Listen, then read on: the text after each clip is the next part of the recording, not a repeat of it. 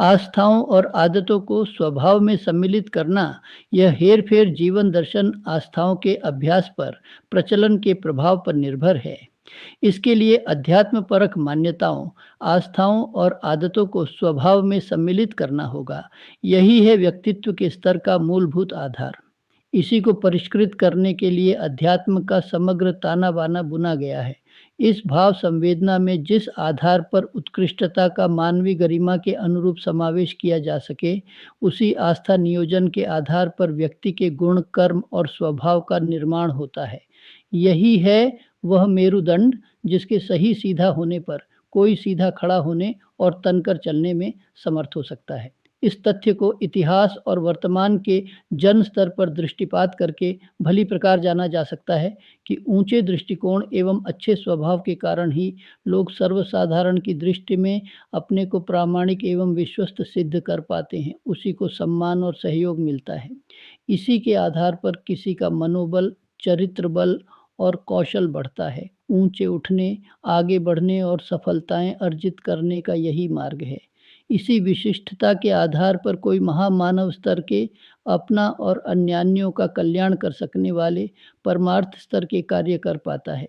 इस प्रकार अध्यात्म का अवलंबन प्रत्यक्ष और परोक्ष रूप से हर किसी के लिए लाभदायक ही सिद्ध होता है। नीति निष्ठा अपनाए रहने पर आत्मसंतोष का, हल्के-फुल्के प्रसन्न चित्त बने रहने का लाभ मिलता है। उसी में वह शक्ति होती है कि अपने अनुकरण से संपर्क क्षेत्र वालों को अधिक श्रेष्ठ समुन्नत बना सकने में समर्थ हो सके। संसार के हर क्षेत्र की चिरस्थायी और दूरगामी सत्परिणाम उत्पन्न कर सकने वाली मनःस्थिति और परिस्थिति हाथ लगती है। दूसरों को सुधारना समझाना भी ऐसे ही लोगों के लिए संभव है। उसी का परामर्श विश्वस्त समझा जाता है जो अपनी कथनी और करनी को एक कर चुका हो।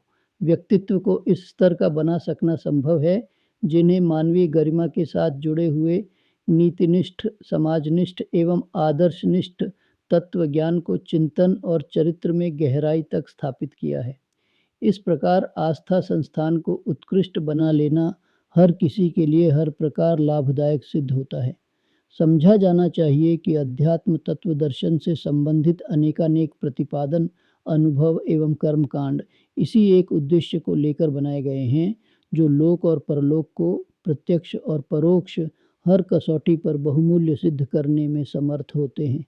जिस आस्था संकट ने अनेकानेक समस्याओं, उलझनों, विपत्तियों, विडंबनाओं और आशंकाओं को जन्म दिया है, उन्हें निरस्त करने का वास्तविक उपाय यही है कि लोकमानस को आदर्शवादी निष्ठाओं से अनुप्राणित किया जाए।